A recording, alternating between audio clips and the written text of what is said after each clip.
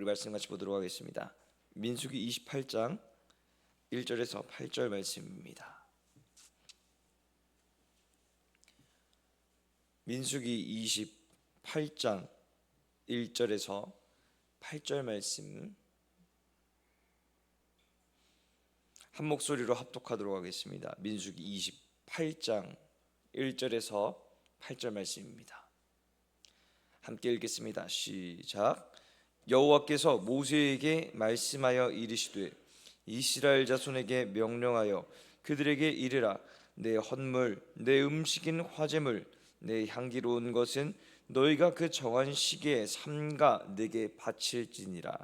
또 그들에게 이르라. 너희가 여호와께 드릴 화제는 이러하니 1년 되고 흠없는 순양을 매일 2마리씩 상번제로 드리되 어린 양 1마리는 아침에 드리고 어린 양 1마리는 해질 때에 드릴 것이요 또 고운 가루 10분의 1 에바에 빻아낸 기름 4분의 1 흰을 섞어서 소제로 드릴 것이니 이는 신의 산에서 정한 상번제로서 여호와께 드리는 향기로운 화제며 또 그 전제는 어린 양 1마리에 4분의 1 흰을 드리되 거룩한 곳에서 여호와께 독주의 전제를 부어 드릴 것이며 해질 때에는 2번째 어린 양을 드리되 아침에 드린 소제와 전제와 같이 여호와께 향기로운 화제로 드릴 것이니라. 아멘. 자, 오늘은 민수기 28장 1절에서 8절 말씀을 통해서 매일마다 기쁨으로 라는 제목으로 함께 말씀을 나누도록 하겠습니다. 자, 오늘 본문인 민수기 28장의 내용을 보면 사실 이 내용들을 쭉 봤을 때 출애굽기와 레위기에 이미 기록된 내용이다라는 것을 우리가 알 수가 있습니다. 출애굽기와 레위기를 통해서 하나님께서는 이 제사의 형식과 제사를 드려야 할 때에 관해서 언급을 하셨습니다. 그러나 왜 민수기 28장에 와서 하나님께서는 모세를 통해서 이전에 들었던 내용들을 다시금 언급하고 있으실까요? 그 이유는 반복을 통해서 하나님께서 이전에 하셨던 그 말씀에 대해서 다시 한 번 더 확고하게 모세에게 그리고 이스라엘 백성들에게 전달하기 위함이었습니다. 여기서 우리가 알아야 할 것이 있죠. 첫 번째로 하나님께서 출애굽기와 레위기를 통해서 제사에 대해서 말씀하셨는데 그때는 이스라엘의 주축 멤버들이 출애굽을 했을 때 그 멤버들이 바로 이스라엘의 주축 멤버들이었습니다. 그러나 두 번째 인구조사가 있었던 민수기 26장을 보면 이 65절을 통해서 알 수 있듯이 출애굽 당시의 주축 멤버들이 모두 죽었을 때였습니다. 우리 한번 같이 말씀을 보도록 하겠습니다. 민수기 26장 65절 말씀 같이 읽겠습니다. 시작. 이는 여호와께서 그들에게 대하여 말씀하시기를 그들이 반드시 광야에서 죽으리라 하셨음이라. 이러므로 여분네의 아들 갈렙과 눈의 아들 여호수아 외에는 한 사람도 남지 아니하였더라. 아멘. 그렇기 때문에 오늘 본문인 민수기 28장에서는 새로운 사람들이 이스라엘의 주축을 이루었습니다. 그러므로 선포되는 하나님의 말씀은 가나안에 들어갈 신세대를 향해서 다시 한 번 더 말씀하시는 것임을 우리가 알아야 하죠. 두 번째로 현재 이들이 있는 곳은 바로 모압 평지입니다. 모압 평지는 이스라엘이 가나안에 들어가기 바로 전에 있던 곳이죠. 이곳에서 27장에서 기록된 것과 같이 모세가 여호수아에게 안수함으로 모세를 이어서 여호수아가 이스라엘의 지도자로 세워지게 됩니다. 이 말인즉슨 앞으로 이스라엘은 가나안 정복을 위해서 수많은 전쟁을 치러야 할 것을 예비하고 있다는 것이죠. 암시하고 있다는 것입니다. 그러기 위해서 만반의 준비를 해야 했죠. 그렇지만 특별히 이 28장 그리고 이어질 29장의 말씀을 통해서 1년 동안 제사장이 드려야 할 제사에 관해서 언급함으로 이들이 처한 그런 전쟁이라는 급박한 상황 가운데에서도 제사를 드려야 하는 것을 이스라엘 백성들에게 기억시키고 각인시키기 위해서 하나님께서는 이 말씀을 허락하셨다는 것입니다. 그렇습니다. 여러분, 새로이 찾아오는 그런 상황 가운데에서 만반의 준비를 해야 예기치 못한 상황 가운데에서도 대비를 할 수가 있습니다. 그러나 하나님께서는 그러한 상황 속에서 반드시 지켜야 할 것은 예배임을 강조하고 있으십니다. 왜 그렇습니까? 바로 이스라엘은 하나님이 통치하는 백성들이기 때문입니다. 예배를 통해서 하나님과의 관계가 유지되어야 하나님께서 통치하시는 삶을 살아갈 수가 있게 되는 것이죠. 우리도 마찬가지입니다. 하나님께서 통치하시는 백성들이 우리라고 우리가 나와서 하나님, 우리는 그렇습니다, 주님의 은혜를 입은 자들입니다, 주님의 그 구원 가운데서 살아가고 있는 자들입니다, 고백하는 자들이라면 우리에게 있어서 가장 먼저 회복되어야 할 것은 예배인 줄 믿습니다. 이것을 기억하시고 모든 상황 가운데서 여러분들 예배를 회복하시고 하나님과의 관계를 회복하셔서 온전한 하나님의 통치 가운데 거하시는 저와 여러분 되시길 주님의 이름으로 축복합니다. 자, 먼저 우리 이 1절과 2절의 말씀을 한번 쭉 보도록 하겠습니다. 자, 1절과 2절의 말씀, 이 1절 2절 말씀은 민수기 28장과 29장에 언급될 모든 제사들의 성격을 말하고 있는 것을 우리가 볼 수가 있는데요, 그 중에서 우리 2절 말씀을 한번 읽어보도록 하겠습니다. 오늘 보면 2절 말씀입니다. 같이 읽겠습니다. 시작. 이스라엘 자손에게 명령하여 그들에게 이르라. 내 헌물, 내 음식인 화제물, 내 향기로운 것은 너희가 그 정한 시기에 삼가 내게 바칠지니라. 아멘. 자, 하나님께서 모세에게 말씀하시는데 2절을 보면은 어떻게 시작을 하느냐? 이스라엘 자손에게 명령하여 그들에게 이르라 라고 말씀하시는 것을 볼 수가 있습니다. 사실 이 부분을 보면은 우리는 의문을 품을 수밖에 없습니다. 왜냐하면 앞서 말씀드렸다시피 2절의 말씀은 제사에 관련된 말씀입니다. 그래서 내용을 보면 헌물, 화제물 같은 것을 정한 시기에 하나님께 바치라 라고 말씀하시는 것을 볼 수가 있죠. 그러나 여러분 잘 생각해 보십시오. 제사를 집행하는 사람은 누구입니까? 바로 제사장들이죠. 그리고 그 제사장들이 제사를 원활하게 진행할 수 있도록 돕는 자들은 누구입니까? 바로 레위인들입니다.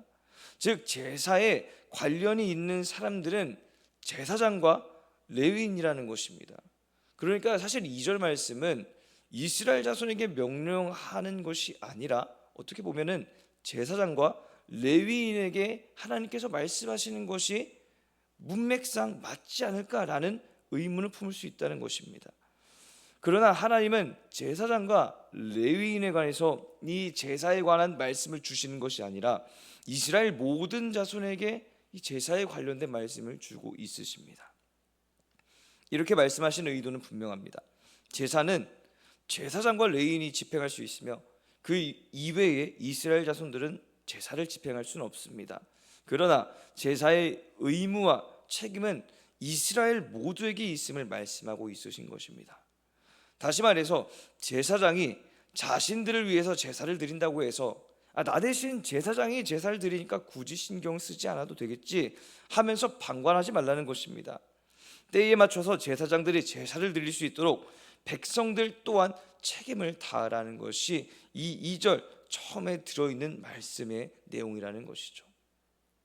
그럼 백성들은 어떻게 책임을 다할 수 있습니까? 말씀을 통해서 우리는 알 수가 있는데요, 제사를 드림에 있어서 필요한 것이 있죠. 바로 제물입니다.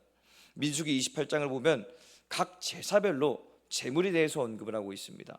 먼저 상번제는 매일 1년 된 흠없는 순양을 아침 한 마리, 저녁에 한 마리를 드리라고 말씀하고 있으시죠. 그 다음에 기록된 내용은 안식일입니다. 안식일에는 1년 된 흠없는 순양 2마리를 매주 드립니다. 다음으로 초하루, 월삭이 기록이 되어 있는데 이때는 수송아지 2마리와 순양 1마리, 그리고 1년 된 흠없는 순양 7마리를 드립니다. 다음에 기록된 것은 유월절입니다. 유월절은 매년 수송아지 2마리와 순양 1마리와 1년 된 흠없는 순양 7마리를 7일 동안 드립니다.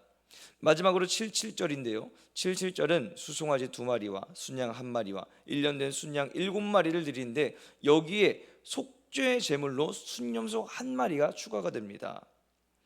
그래서 이것을 1년 단위로 계산해 봤을 때 상번제는 1년 된 흠없는 순양 730마리, 안식일은 52주로 계산해서 1년 된 흠없는 순양 104마리, 초하루는 수송아지 24마리, 순양 12마리, 1년 된 흠없는 순양 84마리, 그리고 유월절은 수송아지 2마리와 순양 1마리와 1년 된 흠없는 순양 7마리, 77절은 수송아지 2마리와 순양 1마리와 1년 된 순양 7마리와 순염소 1마리입니다. 이것을 구분하지 않고 다 더했을 때 975마리라는 숫자가 나옵니다. 그러나 이는 민수기 28장에 기록된 제사와 절기만을 따졌을 때 나온 제물의 숫자고 29장의 기록을 더하면 최소 1273마리 이상이라는 기록이 나옵니다. 그러나 이것은 언제까지나 공식적으로 하나님께 드리는 제사만 포함된 제물의 숫자입니다. 개인이 자발적으로 드리는 서원제, 화목제 또는 속죄제 등을 모두 제외하고 공식적으로 드려진 제물의 숫자라는 것입니다. 그러니까 매년 약 1300마리의 제물이 공식적으로 드려지다 보니 백성들은 제때에 제사장들이 제사를 드릴 수 있도록 충분한 제물을 제때에 후원할 수 있어야 이 모든 제사들이 원활하게 돌아갈 수 있었던 것입니다. 여기서 반드시 알아야 할 것이 있는데요, 2절의 말씀을 다시 보는데 우리 이번에는 세 번역으로 한번 같이 보도록 하겠습니다. 한번 같이 읽어보도록 하겠습니다. 시작. 너는 이스라엘 자손에게 명령하여라. 너는 그들에게 말하여라.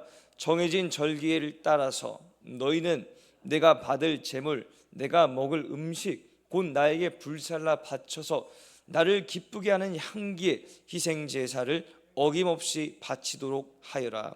아멘. 자, 이 세 번역을 통해서 말씀하시죠. 나를 기쁘게 하는 향기의 희생 제사를 어김없이 바치도록 하여라라고 말입니다. 여러분, 이것을 통해서 우리는 무엇을 알아야 합니까? 우리는 예배를 드릴 때 모든 예배는 하나님을 기쁘게 하는 예배가 되어야 한다는 것입니다. 나에게 힘든 일이 찾아오므로 기분이 좋지 않다고 해서 예배 자리에서 내 기분대로 행하는 게 하나님께 드려지는 맞는 예배입니까? 근심과 걱정이 가득 차서 예배를 드리는 중간에도 그 생각에서 벗어나지 못하는 게 옳은 예배가 될 수 있겠습니까? 우리가 진정으로 하나님 앞에서 예배자로 세워졌다면 예배를 드리는 모든 순간 하나님을 기쁘게 하겠다는 그 마음을 가져야 하는 것입니다. 여러분, 하나님은 우리의 모든 마음을 감찰하십니다. 생각을 아십니다.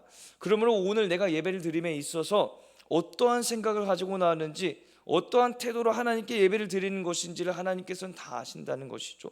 진정으로 하나님께 기쁨의 예배를 드리기를 원한다면은 그 모든 예배를 준비하며 예배를 나오는 모든 과정 가운데에서 하나님의 기쁨이 되기 위해서 내가 어떻게 행동하면 좋을까? 내가 어떤 생각을 가지면 좋을까? 이 예배 가운데 하나님께 어떻게 온전한 예배를 드릴 수 있을까? 집중하면서 나와야 한다는 것입니다.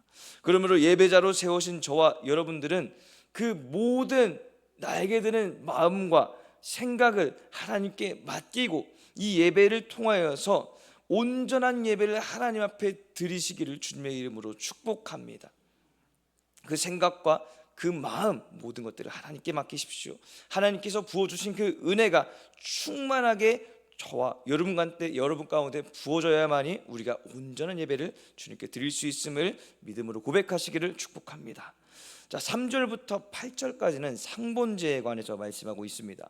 그 내용을 한번 살펴보도록 하겠는데요, 자, 3절과 4절은 상번제에 드릴 제물에 대해서 기록을 하고 있는데 이렇게 기록이 되어 있죠. 1년 되고 흠없는 순양을 매일 2마리씩 제물로 드리라고 말입니다. 그런데 한 번에 드리는 것이 아니라 아침에 1마리를 드리고 해가 질 때에 1마리를 드리도록 말씀하십니다. 5절을 보면은 이때 소제를 같이 드리는데, 소제는 NIV 성경을 보면은 grain offering이라고 해서 곡식 제물을 의미한다는 것을 우리가 알 수 있습니다.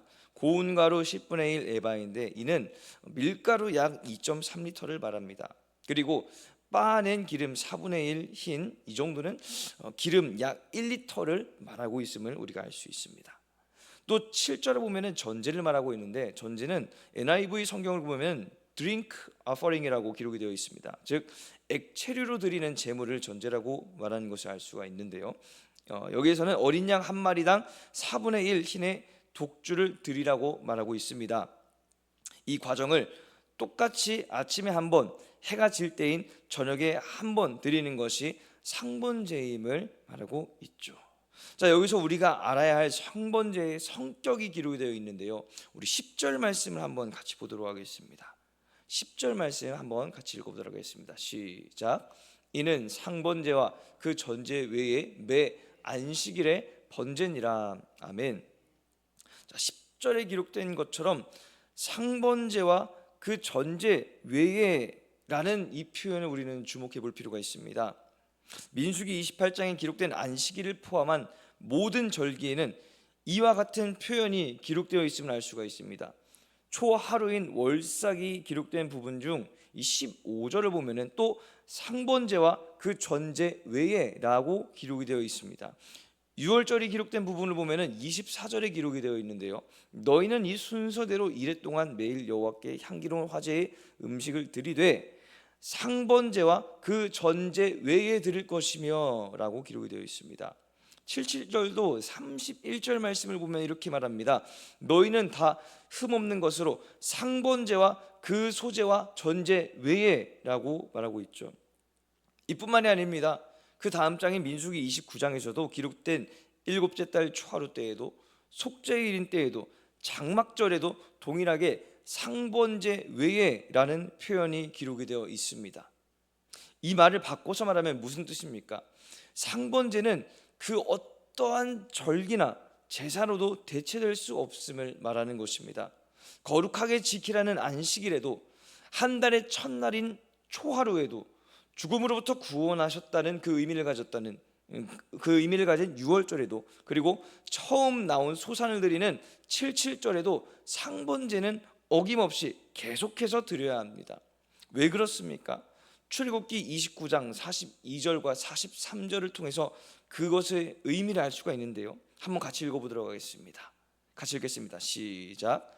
이는 너희가 대대로 여호와 앞 회막 문에서 늘 드릴 번제라. 내가 거기서 너희와 만나고 내게 말하리라. 내가 거기서 이스라엘 자손을 만나리니 내 영광으로 말미암아 회막이 거룩하게 될지라. 아멘.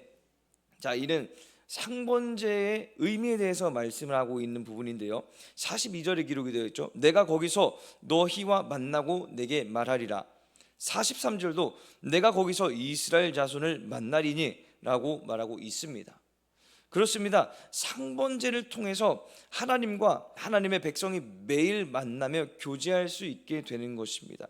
그렇기 때문에 다른 어떠한 절기들이 있어도 상번제를 반드시 드리며, 그러므로 하루도 빠짐없이 하나님은 하나님의 백성을 만나 주시고 은혜 가운데 거하실 것임을 이 상번제를 통해서 하나님은 약속하신 것이란 말이죠. 이 말씀을 통해서 우리는 무엇을 깨달아야 합니까? 이스라엘 백성들에게 상번제를 허락하셔서 매일 하나님과 교제했듯이 우리에게도 매일의 예배를 통해서 하나님과 교제해야 한다는 것입니다. 여러분, 하나님은 상번제를 중요하게 생각하셨습니다. 그 어떠한 절기, 어떠한 그 축제 가운데에서도 하나님은 상번제를 절대 빠뜨리지 말고 상번제를 어김없이 드리라고 말씀하셨습니다. 아침으로 저녁으로 예물을 드림으로 말미암아서 하나님께서 이스라엘 백성을 하루도 빠짐없이 만나주시고 그 가운데에서 은혜를 베풀어 주시며 그 가운데에서 하나님의 백성임을 인정하고 하나님의 통치 가운데 살아갈 수 있게끔 하나님께서는 그 길을 열어주셨다는 것입니다. 오늘날 우리에게도 마찬가지입니다. 하나님은 우리와 교제하는 것을 중요하게 생각하십니다. 하나님은 끊임없이 지속적으로 우리와 관계를 맺으시길 원하십니다. 우리의 삶 가운데 크고 작은 일이 있다고 하더라도 그 일에 치우쳐서 하나님과 교제하고 하나님과 관계 맺는 것을 나중으로 미는 것이 아니라 어떠한 상황과 어떠한 환경에 관계없이 매일을 함께하길 원하시는 분이 바로 우리 주님이라는 것이죠. 그렇다면 이제 우리는 하나님께 어떠한 예배를 드려야 합니까? 한 번의 예배를 드리더라도 그것이 하나님의 기쁨이 되는 예배를 드려야 하는 줄 믿습니다. 하나님과 교제하는 기쁨의 예배를 매일마다 드림으로 하나님과 지속적인 영적 사귐을 가져야 하는 줄 믿습니다. 그것이 진정으로 하나님의 통치권 아래에 있는 하나님의 백성이라면 어김없이 마땅히 하나님 앞에 나와서 예배를 드리며 하나님과 지속적인 관계를 맺어야 하는 우리들의 사명인 것입니다. 이 말씀을 기억하시고 오늘도 하나님께 드리는 이 기쁨의 예배를 통하여서 하나님의 그 은혜를 충만하게 받음으로 항상 승리하시는 저와 여러분 되시길 주님의 이름으로 축복합니다. 같이 기도하겠습니다. 공동기도문 선포하도록 하겠습니다. 함께 읽겠습니다. 시작. 은혜의 하나님, 우리에게 허락된 말씀을 통해 삶의 방향을 알게 하시고 결단할 수 있는 힘을 주시니 감사합니다. 기쁨으로 드리는 예배를 통해 하나님께서 영광 받으심을 믿습니다. 나의 기분대로가 아니라 하나님께 소망을 두며 오늘도 하나님을 기쁘시게 하는 예배자로 서게 하여 주시옵소서. 매일 드리는 예배가 반복적으로 진행되는 일상의 루틴으로 전락되지 아니하게 하시고 매일마다 하나님께서 우리에게 찾아오셔서 은혜를 주시며 교제하고 있으심을 깨닫게 하여 주시옵소서. 예수님의 이름으로 기도드립니다. 아멘.